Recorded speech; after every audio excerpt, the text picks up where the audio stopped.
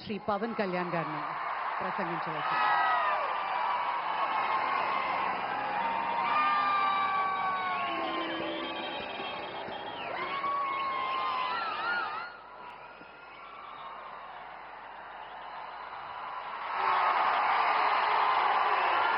మహోన్నత భారతదేశానికి యువ పురుషుడిగా వికసిత్ భారత్ మహాసంకల్పానికి దూరదృష్టి గల రూపకర్తగా ధర్మాన్ని, భారతీయ శాశ్వత నాగరికత విలువలను పరిరక్షించడంలో ఆచంచల నిబద్ధతను కనపరుస్తూ తన దూరదృష్టి గల నాయకత్వంలో 140 కోట్ల భారతీయుల ఆశయాలకు నూతన స్ఫూర్తినిచ్చి దేశాన్ని అపూర్వ ప్రగతి పథంలో వేగంగా ముందుకు నడిపిస్తూ ఆత్మనిర్భరత స్ఫూర్తిని, జాతి గొప్పతనాన్ని మరింత బలోపేతం చేసి ప్రపంచ వేదికపై భారతదేశాన్ని ఆత్మవిశ్వాసంతో కూడిన గౌరవప్రదమైన స్థానం నిలబెట్టిన మన గౌరవ ప్రధానమంత్రి శ్రీ నరేంద్ర మోదీ గారికి మన రాష్ట్ర ప్రజలందరి తరపున హృదయపూర్వక అభినందనలు తెలియజేస్తున్నాను. వేదిక పైన ఆసీనులైన honourable governor of Andhra Pradesh Shri Abdul Nazeer గారికి, విజనరీ లీడర్ శ్రీ గౌరవ ముఖ్యమంత్రి శ్రీ నారా చంద్రబాబు నాయుడు గారికి, honourable union minister civil aviation Kinjarapu Rammohan Naidu గారికి, honourable governor of Goa Shri Pusapati Ashok Gajapathi Raju గారికి, గౌరవ కేంద్ర మంత్రి వర్యులందరికీ, సోదర సమానులు శ్రీ నారా లోకేష్ గారికి, ఈ కార్యక్రమానికి విచ్చేసిన గౌరవ మంత్రివర్యులు, పార్లమెంట్ సభ్యులు, శాసనమండలి సభ్యులు, శాసనసభ్యులు, విశిష్ట అతిథులు, ప్రజాప్రతినిధులు, ప్రభుత్వ అధికారులు, మీడియా మిత్రులకి అందరికీ, భారీ సంఖ్యలో విచ్చేసిన ప్రజలందరికీ, అలాగే ఈ వేడుకను వివిధ మాధ్యమాల ద్వారా వీక్షిస్తున్న ఆంధ్రప్రదేశ్ ప్రజలందరికీ, దేశ విదేశాల్లో ఉన్న భారతీయులందరికీ నా హృదయపూర్వక నమస్కారాలు తెలియజేస్తున్నాను.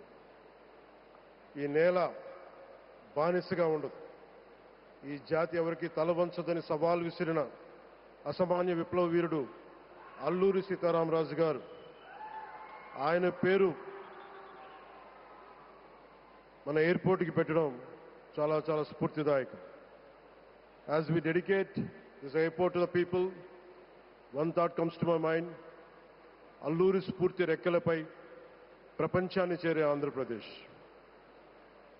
Rooted in Alluri's ideals and driven by the aspirations of our people, Andhra Pradesh is ready to soar to greater heights. ఈరోజు మన గౌరవ ప్రధానమంత్రి శ్రీ నరేంద్ర మోదీ గారి చేతుల మీదుగా అల్లూరి సీతారామరాజు అంతర్జాతీయ విమానాశ్రయానికి, జాతికి దీనిని అంకితం చేయటం ఆంధ్రప్రదేశ్ అభివృద్ధి ప్రస్థానంలో ఒక నూతన అధ్యాయానికి నాంది పలుకుతుంది.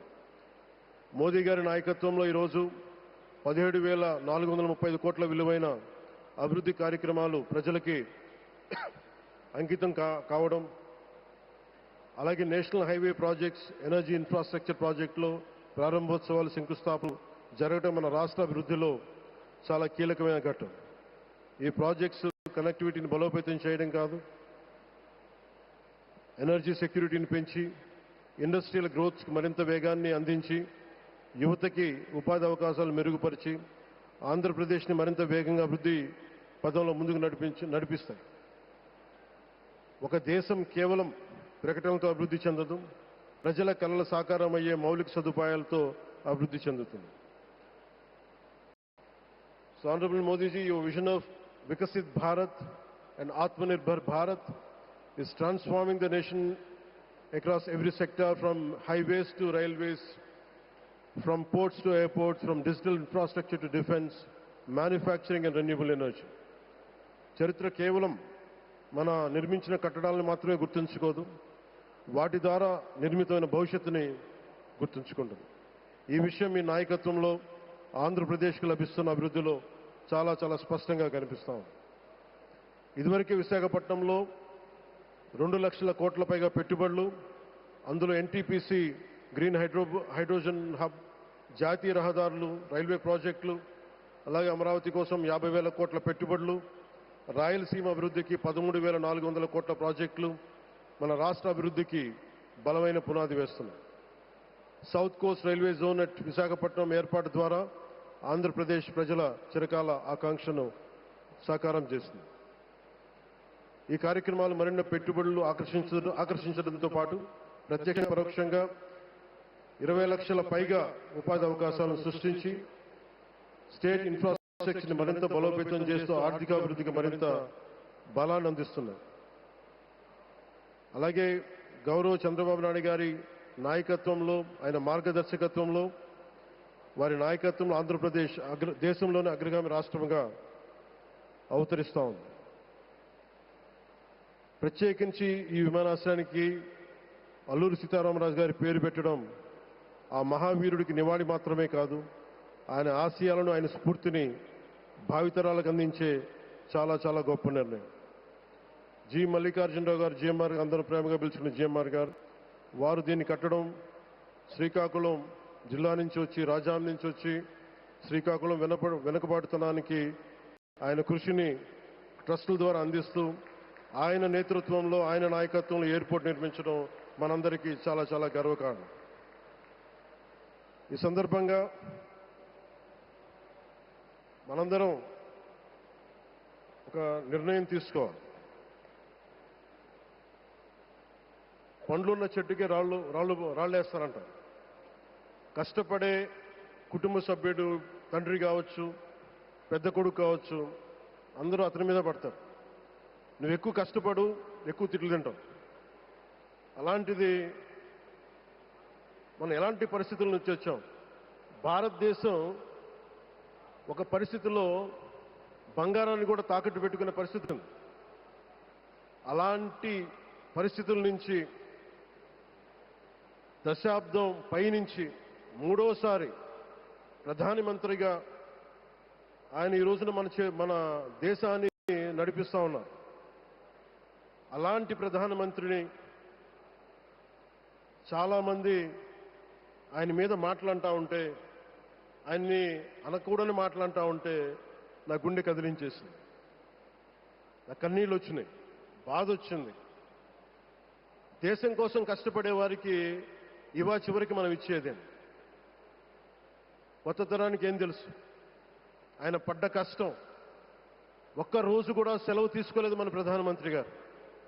ఈరోజు పెట్టుబడులు వస్తున్నాయి మనకి, ఒక్క రోజు కూడా సెలవు తీసుకోలేదు.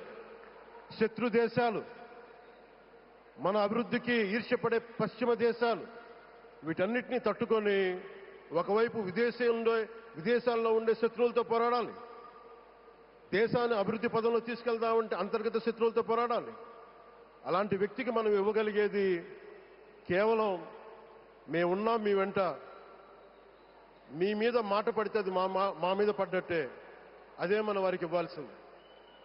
నిజంగా ఆయన జంతర్ మంత్రులు అన్ని మాట్లాడుతూ ఉంటే నేను ఈ రోజున ప్రధానమంత్రి గారికి ఒకటే ఇస్తున్నాను, మిమ్మల్ని కొట్టే నాయకుడు లేడు ఈ భారతదేశంలో, రాబోడు. కానీ మీరు పడ్డ శ్రమ, మీరు పడ్డ కష్టం ఎవరు తీసుకోలేరు. ఎన్ని బాధలు పడ్డా, ఎన్ని దెబ్బలు తిన్నా ఈరోజు మనం గర్వంగా చెప్పుకుంటున్నాం.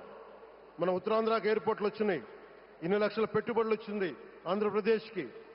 కానీ ఇవన్నీ తట్టుకొని చెయ్యాలి అంటే 144 కోట్ల తాలూకు ప్రజల ఆకాంక్షల్ని చాలామంది ఆయన మీద మాట్లాడుతూ ఉంటే, ఆయన్ని అనకూడని మాట్లాడుతూ ఉంటే నా గుండె కదిలించేసింది, నా కన్నీళ్ళు వచ్చినాయి, బాధ వచ్చింది. దేశం కోసం కష్టపడే వారికి ఇవా చివరికి మనం ఇచ్చేదేం? కొత్త తరానికి ఏం తెలుసు? ఆయన పడ్డ కష్టం. ఒక్క రోజు కూడా సెలవు తీసుకోలేదు మన ప్రధానమంత్రి గారు. ఈరోజు పెట్టుబడులు వస్తున్నాయి మనకి, ఒక్క రోజు కూడా సెలవు తీసుకోలేదు. శత్రు దేశాలు, మన అభివృద్ధికి ఈర్ష్యపడే పశ్చిమ దేశాలు, వీటన్నిటినీ తట్టుకొని ఒకవైపు విదేశాల్లో ఉండే శత్రువులతో పోరాడాలి, దేశాన్ని అభివృద్ధి పదంలో తీసుకెళ్దామంటే అంతర్గత శత్రువులతో పోరాడాలి. అలాంటి వ్యక్తికి మనం ఇవ్వగలిగేది కేవలం మేమున్నాం మీ వెంట, మీ మీద మాట పడితే అది మా మీద పడ్డట్టే. అదే మనం వారికి ఇవ్వాల్సింది. నిజంగా ఆయన జంతర్ మంత్రులు అన్ని మాట్లాడుతూ ఉంటే నేను ఈ రోజున ప్రధానమంత్రి గారికి ఒకటే ఇస్తున్నాను. మిమ్మల్ని కొట్టే నాయకుడు లేడు ఈ భారతదేశంలో. రాబోడు. కానీ మీరు పడ్డ శ్రమ, మీరు పడ్డ కష్టం ఎవరు తీసుకోలేరు. ఎన్ని బాధలు పడ్డా, ఎన్ని దెబ్బలు తిన్నా ఈరోజు మనం గర్వంగా చెప్పుకుంటున్నాం. మన ఉత్తరాంధ్రకి ఎయిర్పోర్ట్లు వచ్చినాయి, ఇన్ని లక్షల పెట్టుబడులు వచ్చింది ఆంధ్రప్రదేశ్కి. కానీ ఇవన్నీ తట్టుకొని చెయ్యాలి అంటే 144 కోట్ల తాలూకు ప్రజల ఆకాంక్షల్ని ఎంతోమంది వెనక్కి లాగుతున్నా, ఒకళ్ళు ముందుకు తీసుకెళ్లాలంటే ఎంతమంది తిడుతున్నా, విమర్శిస్తున్నా తీసుకెళ్తున్నారంటే ఒకే ఒక్క నాయకుడు ప్రధానమంత్రి శ్రీ నరేంద్ర మోదీ గారు. నేను ఎందుకు తపన పడ్డాను, నేను అలయన్స్ కోసం ఎందుకు తపన పడ్డాను, మీ నాయకత్వం మాకు కావాలి ఎందుకు తపన పడ్డానంటే, ఈరోజు ఎయిర్పోర్ట్ ఆపేశారు. ఒక చిన్నపాటి ఎర్ర బస్సు కూడా రాని చోట ఎయిర్పోర్ట్ అవసరం లేదన్న వ్యక్తులకి సమాధానం ఇదే. ఇన్ని వేల మందికి ఇన్ని వేల కోట్ల పెట్టుబడి వచ్చింది అంటే ఆశీస్సులు కావాలంటే దేశం కోసం నిలబడే నాయకుడికి మన అండగా ఉంటే ఏం జరుగుద్దంటానికే ఈ భోగాపురం ఎయిర్పోర్ట్ ఈరోజు ప్రారంభోత్సవం నిలువెత్తు నిదర్శనం. ముఖ్యంగా 25 సంవత్సరాలు లోబడి ఉన్న పిల్లలున్న ప్రతి ఒక్కరికి కూడా నేను ఈ సందర్భంగా తెలియజేస్తున్నాను. పిల్లల్ని సరైన దారిలో పెట్టడం, సరైన సంస్కారాలు నేర్పించడం చాలా చాలా అవసరం. ఈరోజు పొద్దున్నే ప్రధానమంత్రి గారి స్టేట్మెంట్ చూశాను. ఆయన తిట్టిన, ఎన్ని దూషించారో వారిని కూడా పెద్ద మనసుతోటి క్షమించారు ఆయన. అలాంటి ప్రధానమంత్రి గారికి మీ పాదాలకు నేను నమస్కారం తెలియజేస్తున్నాను. నిజంగా మీ ఉన్నతి, మీ ఔన్నత్యం ఈరోజు చాలా చాలా స్ఫూర్తిదాయకం. భారతదేశం మీ అందరికీ కూడా, ప్రజలందరికీ కూడా, ఆంధ్రప్రదేశ్ ప్రజలందరికీ కూడా, దేశ ప్రజలందరికీ కూడా ఒక నాయకుడి కష్టాన్ని మనం వెంటనే గుర్తించలేం. ఆయన ఎంత తపన పడుతున్నారు. ఒక కుటుంబాన్ని నడపడం ఎంత కష్టపడుతున్నాం.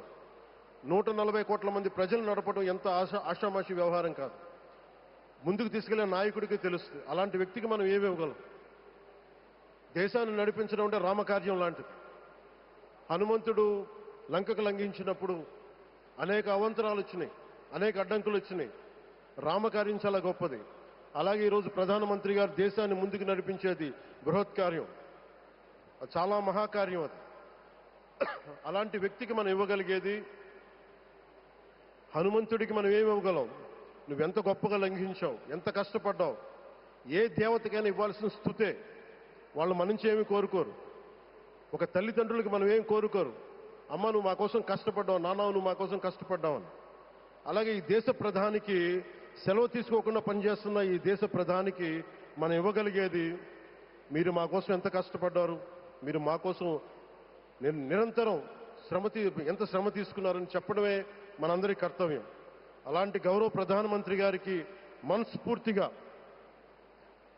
మీరు అనుకున్నంత కాలం అధికారం మీరు వద్దంటే వదలాలి, కానీ అధికారం మీ చేతుల్లోనే ఉంటుంది. దానికి మేమందరం నిరంతరం కృషి చేస్తామని తెలియజేసుకుంటూ, భారతమాత ముద్దుబిడ్డ మన ప్రధానమంత్రి నరేంద్ర మోదీ గారికి ధన్యవాదాలు తెలుపుకుంటూ ఒక్కసారి